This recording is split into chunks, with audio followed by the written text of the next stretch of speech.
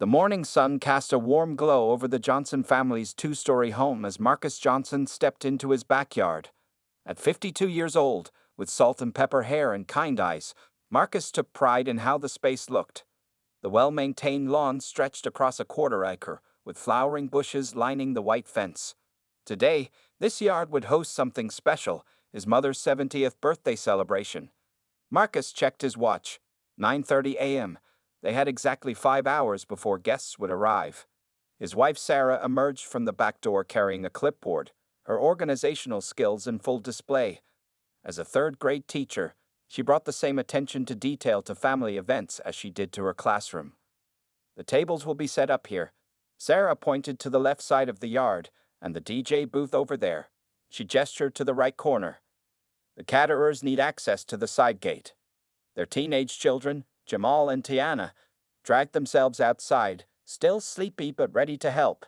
At 16, Jamal was already as tall as his father, while 14-year-old Tiana had inherited her mother's practical nature.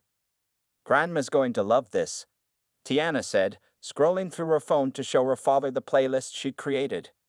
It was a perfect mix of old-school R&B, jazz, and soul music, all of her grandmother's favorites. The rental company arrived at 10 a.m. sharp. 6 round tables with elegant purple tablecloths, Grandma Rose's favorite color, were arranged across the lawn. White chairs circled each table, and strings of fairy lights were hung between posts that would twinkle as evening approached. Marcus had done everything by the book. The event permit was displayed on their front window, showing approval for music and gathering until 10 p.m. He'd even gone door to door the previous week, personally informing neighbors about the celebration. Most had responded warmly, some even asking if they could drop by with well wishes for Rose.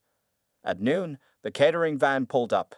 The smell of soul food filled the air as trays of mac and cheese, collard greens, fried chicken, and Rose's beloved sweet potato pie were arranged on the buffet tables. Sarah had insisted on hiring Sweet Soul Kitchen, a local black-owned catering business that Rose had praised for years. Inside the house, photos of Rose's life created a timeline along the hallway walls. There she was as a young nurse in 1975, one of only 3 black women in her graduating class. Another showed her marching for civil rights, then teaching community health classes, and countless family moments through the decades. Each image told a story of resilience, love, and dedication to family and community. The DJ arrived at 1:30 p.m., setting up his equipment with professional efficiency. He tested the sound system, keeping the volume at a reasonable level that wouldn't disturb the neighbors. The music would be background entertainment until the evening hours, when the permit allowed for slightly higher volumes. Family members began arriving early, each carrying gifts wrapped in purple paper. Aunt Cheryl brought her famous peach cobbler. Uncle James, a professional photographer, came ready with his camera to capture every moment. Cousins from 3 states away pulled into the driveway, their children spilling out of minivans with excitement. Marcus's sister Patricia arrived with the guest of honor at exactly 2:30 p.m. Rose Johnson stepped out of the car, elegant in a purple dress that matched the party's theme.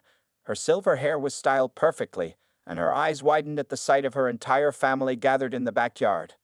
"Happy birthday, Mom!" the crowd called out in unison. Rose's hands flew to her face, tears of joy gathering in her eyes as she took in the scene before her, 4 generations of the family she had built, all together to celebrate her special day. The party was everything a family gathering should be. Children played tag on the lawn while adults caught up on family news.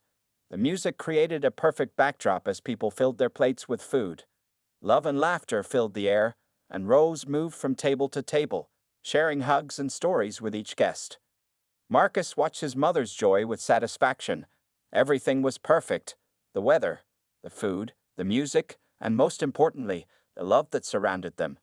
Little did he know that this beautiful afternoon was about to face an unexpected challenge. The party had been going for just over an hour when Karen Wheeler stepped out onto her front porch next door. She was a thin woman in her mid-40s with straight blonde hair cut in an expensive bob. She had moved into the neighborhood 6 months ago and rarely spoke to any neighbors, preferring to watch their activities from behind her curtains. Karen stood with her arms crossed, her face growing redder by the minute as she watched the Johnson family celebration. The music wasn't loud, People can easily hold conversations without raising their voices. Children's laughter mixed with the gentle sounds of Stevie Wonder's "Isn't She Lovely" floating through the air.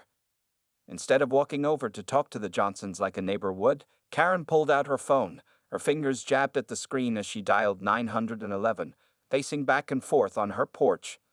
"Yes, I need to report a disturbance," she said loudly enough for nearby party guests to hear. "There's a large group of people having some kind of party. It's causing a disruption to the neighborhood." She emphasized certain words in a way that made her meaning clear to everyone within earshot. Aunt Patricia, who was helping Rose get a plate of food, noticed Karen first. "Look at this woman," she whispered to Sarah, who was nearby. "Instead of coming to talk to us, she's calling the police." Sarah nodded calmly. "Marcus has all the permits. Let's not let her spoil Mom's special day." But she did take out her phone and began recording, just in case. Karen's voice grew louder as she continued her call. "I don't feel safe with this many people next door. The neighborhood is changing, and not for the better. They're playing loud music, and—" She paused for effect. "I think I smell marijuana." This was a complete lie. There was no smoking of any kind at the party. Marcus, who had been chatting with his cousins, noticed the commotion. He excused himself and walked toward the fence separating their properties. "Excuse me, ma'am," he called out politely. "Is there something we can help you with? We have all the proper permits for our gathering." Karen turned her back to him, speaking more urgently into her phone. "They're confronting me now. Please hurry." By this time, several party guests had their phones out, recording Karen's behavior. Jamal and Tiana stood close to their father, both teenagers looking more disappointed than angry. "Dad," Tiana said quietly, "she didn't even give us a chance." Marcus put a gentle hand on his daughter's shoulder. "Sometimes people show you exactly who they are. We just need to stay calm and let the police handle this." More neighbors began coming outside, drawn by Karen's loud phone call. The Thompson family from across the street walked over to join the party, bringing a birthday card for Rose. Mrs. Thompson made sure to wave at Karen and say loudly, "What a lovely celebration. Thank you for inviting us." The Williams family from 2 doors down did the same, their children running to join the other kids playing in the yard. It was a clear show of support that made Karen's face turn even redder. Rose watched all of this from her seat of honor, her expression sad but dignified. "In all my 70 years," she said to those around her, "some things haven't changed as much as we'd hope. But look at all the good people here. That's what we focus on." Within 10 minutes, 2 police cars pulled up quietly, no lights or sirens. Karen rushed to meet them at the curb, speaking rapidly and pointing at the party. She didn't notice that one of the officers, Officer Rodriguez, was already smiling and waving at Marcus.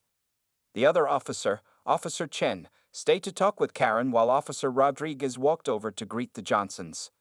"Mr. Johnson," he said warmly, "I believe I see some permit papers in your window. Mind if I take a look?" "Of course, officer," Marcus replied, maintaining his calm demeanor. "Would you like to see our noise permit as well?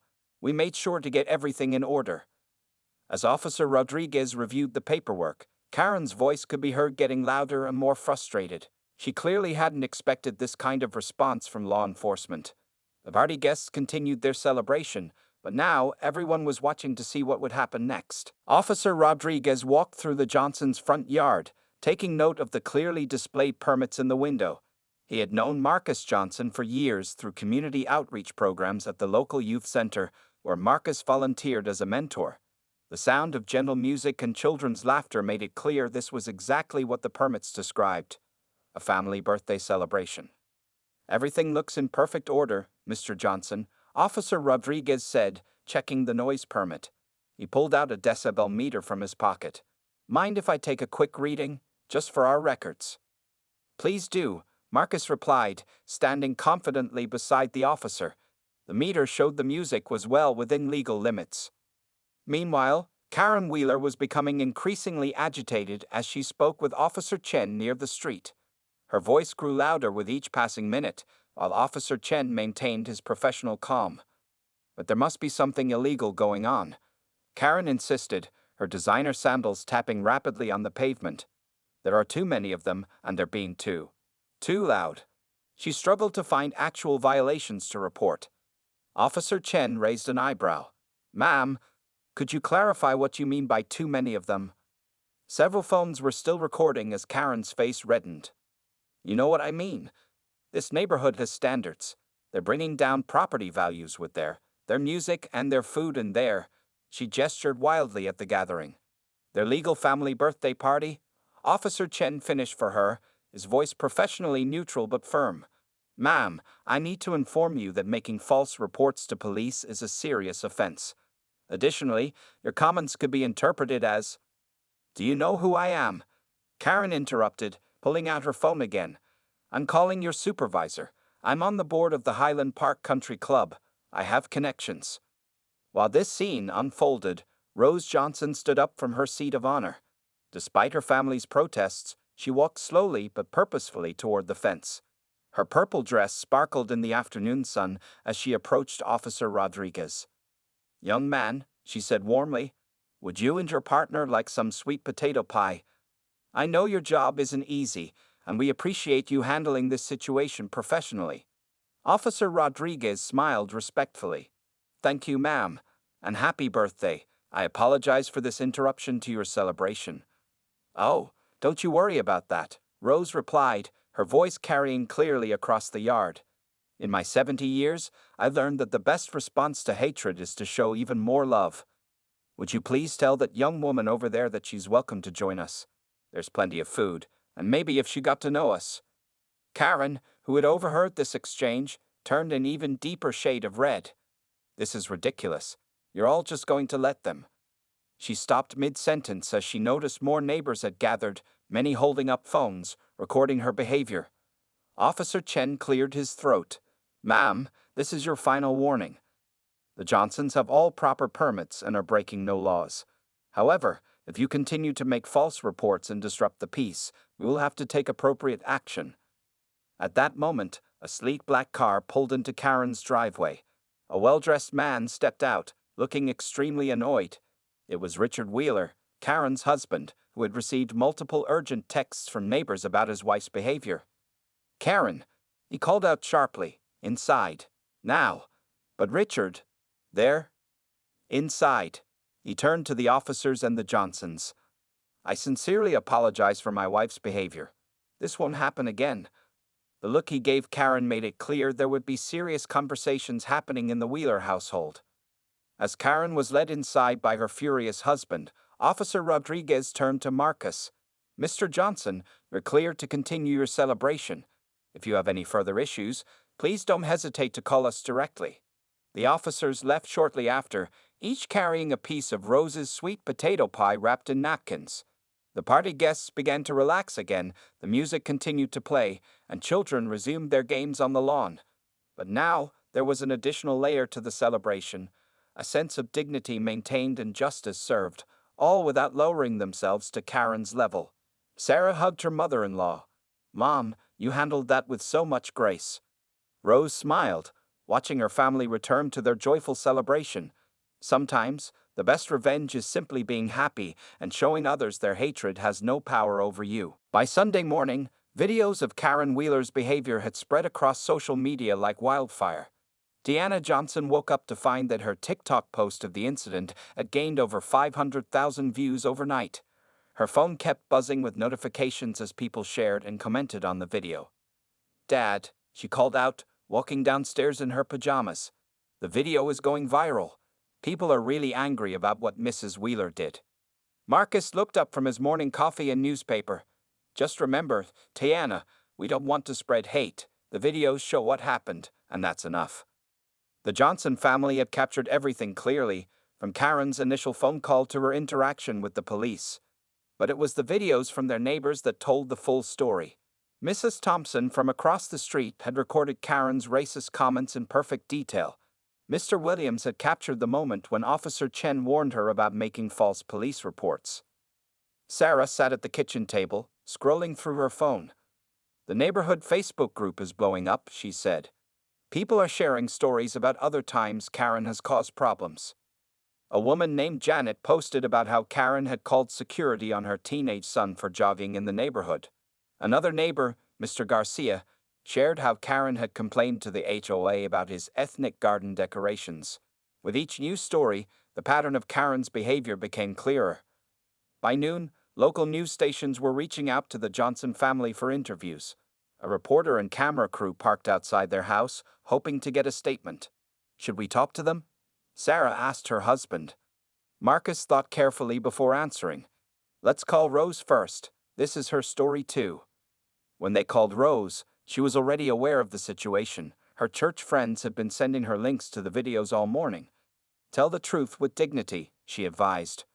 "Show them that we're not angry, we're disappointed, and that we expect better from our neighbors in 2025. The Johnsons agreed to one interview, choosing Channel 7 News because their reporter, Maria Santos, had a reputation for fair coverage. They sat in their living room, surrounded by leftover birthday decorations, as Maria asked them about the incident. "We just wanted to celebrate my mother's 70th birthday," Marcus explained calmly to the camera. "We had all the proper permits. We invited our neighbors. Most of them showed nothing but kindness." The interview cut to clips from the party, showing the family celebration, the children playing, and the peaceful atmosphere before Karen's intervention. Then it showed the viral videos of Karen's behavior, her face now familiar to thousands of viewers. Meanwhile, across the street, Karen Wheeler was having a very different Sunday morning. Her husband Richard's phone wouldn't stop ringing as friends and colleagues sent him links to the videos. Their country club was flooded with complaints about Karen's behavior. The president of the club board, an African-American woman, had called an emergency meeting to discuss Karen's membership. "Do you realize what you've done?" Richard asked his wife, his voice tight with anger. "Your actions reflect on all of us," the kids' private school called. "The other parents are complaining." Karen sat on their expensive couch, still trying to defend herself. "I was just trying to protect our property values," she said weakly. "This neighborhood is changing." "Stop," Richard interrupted. "Just stop. You're making it worse." He showed her his phone, where another video had just gone viral, this one showing her previous confrontation with Mr. Garcia about his garden. By evening, the story had reached national news websites. Headlines read, "Birthday Party Karen. Woman calls police on 70-year-old's family celebration, and neighborhood stands united against racist party crasher." Local civil rights organizations began sharing the story. Community leaders called for accountability. The hashtag birthday party Karen started trending on social media platforms. Through it all, the Johnson family maintained their dignity. They didn't call for revenge or make angry posts. Instead, they let the videos speak for themselves, showing the stark contrast between Karen's behavior and their peaceful family celebration. Sometimes, Rose told her grandchildren as they watched the story unfold, "The best thing you can do is let people's actions speak for themselves. The truth is a way of coming to light." Monday morning brought a wave of community support that nobody in the Johnson family had expected. As Marcus left for work at his accounting firm, he found his front yard filled with flowers. Neighbors had been quietly leaving bouquets since dawn, creating a colorful display of solidarity. Mrs. Thompson, still in her morning robe, walked over with a fresh basket of muffins. "We're having an emergency neighborhood association meeting tonight," she told Marcus. "We want to make it clear that hate has no home here." Throughout the day, more stories about Karen Wheeler's past behavior emerged. The local coffee shop owner, Mr. Chin, shared security footage from 3 months ago when Karen had demanded to speak to the manager because she didn't want an Asian barista making her drink. The video quickly joined the others circulating online. At the local high school, Jamal and Tiana's classmates and teachers showed overwhelming support. The school principal, Dr. Martinez, made a special announcement about respect and community values during morning assembly. Without naming names, she made it clear that the school stood against discrimination of any kind. "Your family handled it with such grace," Jamal's history teacher told him quietly after class. "We're going to use this as a teaching moment in our civil rights unit, if your family is comfortable with that." By afternoon, local businesses began putting up signs in their windows. "All are welcome here, and hate has no home in our community." The signs had been quickly printed by George's Print Shop, owned by another family who had experienced Karen's racism months earlier. The neighborhood association meeting that evening was held in the community center. Usually, these meetings attracted maybe 15 people. Tonight, over 200 residents packed the room. The Johnsons sat near the front, with Rose attending as a special guest. Linda Martinez, the association president, called the meeting to order. "We're here tonight because one of our neighbors showed us exactly who she is," she began. "But more importantly, our community showed who we are in response." One by one, residents stood up to share their experiences. Mr. Garcia brought photos of the garden decorations Karen had complained about. There were simple wind chimes and ceramic flowers. Janet's son Samuel described how Karen had followed him in her car while he was jogging, making him fear for his safety. "I didn't speak up then," Samuel said, his voice shaking slightly.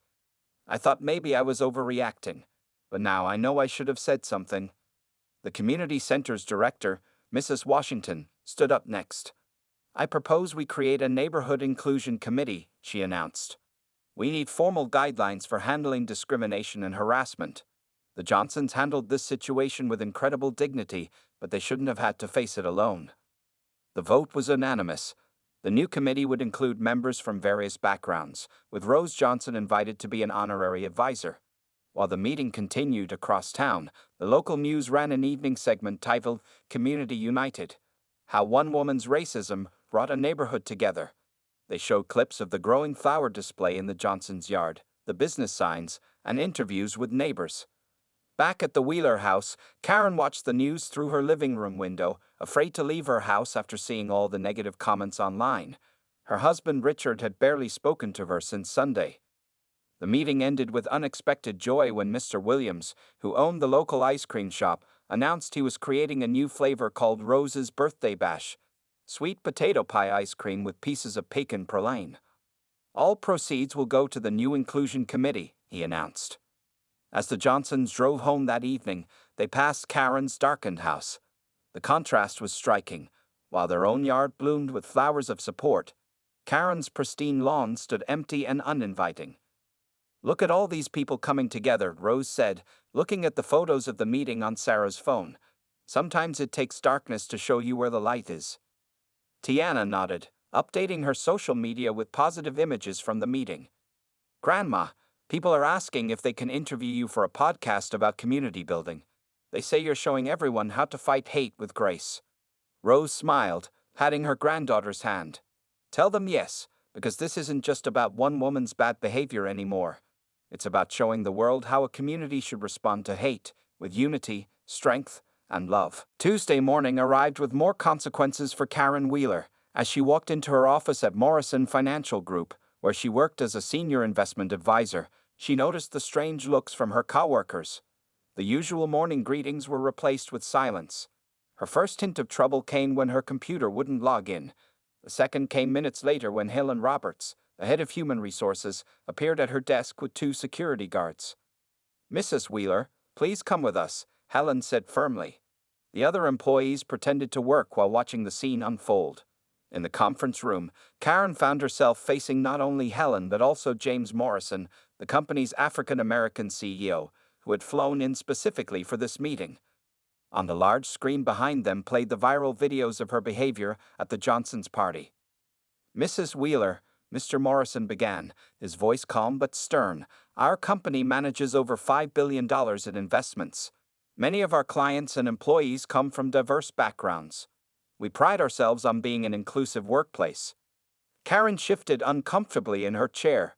"Sir, this was a personal matter that happened outside of work." "A personal matter that has now been viewed by millions," Helen interrupted, placing a tablet in front of Karen, "including many of our clients.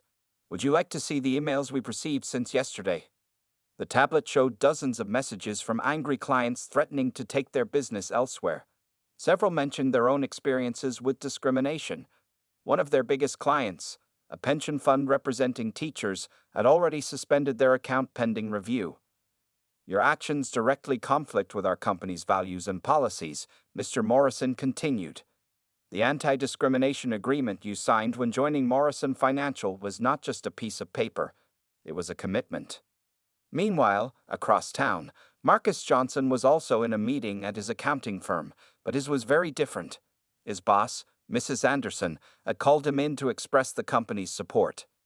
"We're proud of how you handled that situation, Marcus," she said. In fact, we'd like you to lead our new diversity and inclusion training program. Your experience could help others learn how to handle discrimination professionally. Back at Morrison Financial, Karen's day got worse. Helen pulled out more evidence, screenshots of Karen's social media history showing a pattern of racist comments dating back months. There were complaints from coworkers that had never been reported because people feared retaliation. Given the severity of your actions and their impact on our company's reputation, Mr. Morrison said, we have no choice but to terminate your employment, effective immediately. Karen's face turned pale. But I brought in millions in investments. I have the highest client retention rate in my department. And now those same clients are leaving because of your actions, Helen replied. Your personal views have cost this company both its reputation and its business. Security watched as Karen packed her desk into a box. Her coworkers avoided eye contact as she walked past their desks one last time.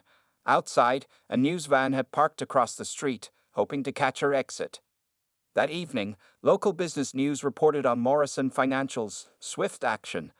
The company's stock price, which had dipped when the videos first went viral, began to recover as clients praised their response. Karen arrived home to find more bad news. The country club board had voted to revoke her membership. The charity organization where she volunteered had removed her from their committee. Her social circle was rapidly shrinking as former friends distanced themselves. Richard was waiting for her, his face grim. The partners at my law firm are concerned, he said. Your actions could affect my chances for promotion. We need to talk about our future. While Karen's professional life crumbled, the Johnsons received an unexpected email. The CEO of Morrison Financial invited Rose to speak at their company-wide diversity summit. They wanted to honor her grace under pressure and learn from her experience. See? Rose told her family over dinner. Good can come from bad situations. That company chose to stand up for what's right, even though it cost them money in the short term. Tiana updated her social media one last time that day. Sometimes karma comes quickly. But it's not about celebrating someone's downfall, it's about celebrating when justice and fairness win. The post quickly gained thousands of likes, adding to the growing discussion about accountability and consequences. Wednesday brought a new development in the story when Michael John, a well-known civil rights attorney, reached out to the Johnson family. He had watched the viral videos and reviewed similar cases of false police reports being used to harass people of color. What Mrs. Wheeler did wasn't just wrong, it was illegal, Mr. Zhang explained as he sat with the Johnsons in their living room. Filing false police reports, especially with racial motivation, can have serious consequences. People have lost their lives in situations like these. Marcus and Sarah listened carefully as the lawyer laid out their options. They could file a civil lawsuit against Karen for harassment, emotional distress, and making false reports. The video evidence was strong, and other neighbors had come forward willing to testify about Karen's pattern of behavior. We're not looking to destroy anyone, Marcus said thoughtfully. We just want to make sure this doesn't happen to another family. Rose, who had joined the meeting, nodded in agreement. Sometimes people need to learn the hard way that their actions have consequences. That same morning, Karen received a visit from Officer Chen and Officer Rodriguez. This time, they weren't bringing good news. Based on their report and the clear evidence of a false emergency call, the city had decided to press charges for misuse of emergency services. Mrs. Wheeler, Officer Chen explained, handing her an official document. Making false reports to police is a criminal offense. You'll need to appear in court next week to address these charges. Karen's hands shook as she read the paper. Her husband, Richard, who worked as a corporate lawyer, knew exactly how serious this was. Karen, he said after the officers left, you need to get your own attorney. I can't represent you in this. The local courthouse became the center of attention the following week. Karen arrived with her lawyer, looking much different from her usual polished self. Her designer clothes were replaced by a simple navy blue suit, and her face showed the strain of the past few days. Inside the courtroom, Judge Patricia Martinez listened as the prosecutor presented evidence of Karen's false report. The 911 recording played clearly through the court speakers. There's a large group of people having some kind of party. The pause and emphasis in her voice made her meaning clear to everyone. The prosecutor also presented evidence of Karen's previous false reports about other neighbors of color. Mr. Garcia testified about the garden ornament harassment. Janet's son, Samuel, spoke about being followed while jogging. Each story painted a clear picture of a pattern of behavior. Karen's lawyer tried to argue that she had genuine concerns about noise levels, but the police decibel readings from the party quickly disproved this. The videos showed clearly that the music had been at a reasonable volume. Judge Martinez's verdict was firm but fair. "Mrs. Wheeler," she began, "your actions represent a disturbing trend of using emergency services as a weapon of harassment. This behavior puts lives at risk and wastes valuable police resources." The sentence came down. Karen would pay a substantial fine for misuse of emergency services. She would also be required to complete 200 hours of community service at a local cultural center and attend mandatory anti-bias training sessions. But it wasn't over yet. The Johnson civil case was settled out of court, with Karen agreeing to pay damages and make a public apology. The settlement also required her to take additional cultural sensitivity courses and perform volunteer work with community organizations. "Your Honor," Karen said when given a chance to speak, her voice barely above a whisper, "I realize now that my actions were wrong. I let my prejudices cloud my judgment." As they left the courthouse, reporters gathered around the Johnsons.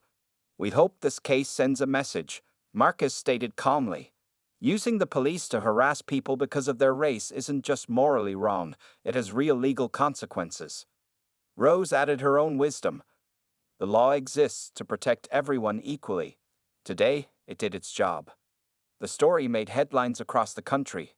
Birthday party Karen faces justice. Legal system takes stand against racist 911 calls. Legal experts began citing the case in discussions about holding people accountable for racially motivated false police reports. That evening, as the Johnson family gathered for dinner, Jamal asked, "Do you think she really learned anything?" "Sometimes," Sarah replied. "The lesson comes after the consequences. What matters is that others will think twice before doing the same thing." 1 month after the courthouse proceedings, the neighborhood had changed in noticeable ways. New "Hate has no home here" signs decorated many front yards, but they weren't just symbols. Real change was happening in the community. The Wheeler house stood empty now, a "for sale" sign swaying in the front yard. Karen and Richard had separated, with Richard moving to an apartment downtown. Karen had left the state to live with her sister in Arizona, where she was quietly attending her court-mandated anti-bias training sessions. The Johnson story had sparked important conversations across the country. News channels invited Rose to speak about community building and responding to racism with dignity. She always brought along some of her sweet potato pie, sharing it with the TV hosts while she shared her wisdom. "You see," Rose would say, "hate is taught, but love can be taught too. Sometimes it takes a hard lesson for people to learn, but change is always possible." The Neighborhood Association's new inclusion committee, led by Mrs. Thompson and Mr. Garcia, had already made significant changes. They created clear guidelines for handling disputes between neighbors, requiring face-to-face mediation before any authorities could be called. They'd also organized monthly community dinners where families shared their cultural foods and stories. Marcus found himself increasingly involved in community leadership. His accounting firm had promoted him to head their new diversity initiative, and other companies were asking him to speak about creating inclusive workplaces. He always kept his message simple: treat others with respect and stand up for what's right. Tiana and Jamal were seeing changes at their high school too. Their viral videos had led to classroom discussions about civil rights and community responsibility. The school now had a new club called Bridge Builders, where students worked on projects to promote understanding between different cultural groups. "Remember when we were just planning a birthday party?" Tiana asked her brother one day as they walked home from school. "Now look at everything that came from it." The local police department made changes too. They introduced new training programs about handling bias-motivated calls, using the Johnson's case as an example. Officer Rodriguez and Officer Chen were promoted to lead these training sessions, teaching other officers how to recognize and respond to false reports based on racial prejudice. Sarah's third-grade classroom became a model for teaching young children about respect and inclusion. She created a program called Everyone's Story Matters, where students shared their family histories and cultural traditions. Other teachers in the district began using her methods. The community center, where everything had started to change during that emergency meeting, now hosted weekly cultural events. Mr. Williams' ice cream shop still served Rose's birthday bash flavor, and it had become their most popular item. The proceeds helped fund college scholarships for local students. One sunny Saturday, exactly 2 months after Rose's eventful birthday party, the Johnsons hosted another gathering in their backyard. This time, it was a community celebration. Families from all over the neighborhood brought dishes representing their heritage: Garcia's tamales, Thompson's Scottish shortbread, Chen's dumplings, and of course, Rose's sweet potato pie. Children played together on the lawn while adults shared stories and laughter. The music was a mix of songs from different cultures, and no one called the police. Instead, 2 patrol cars stopped by briefly to grab some food and chat with residents. Community policing at its best.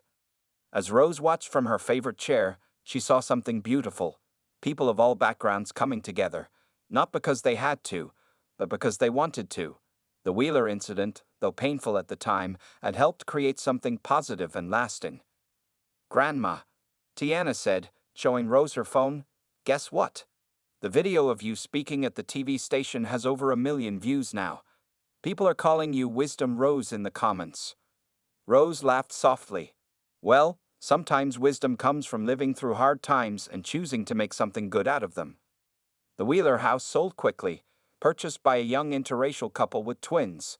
The neighborhood welcomed them with open arms, making sure they knew about the monthly community dinners and cultural celebrations.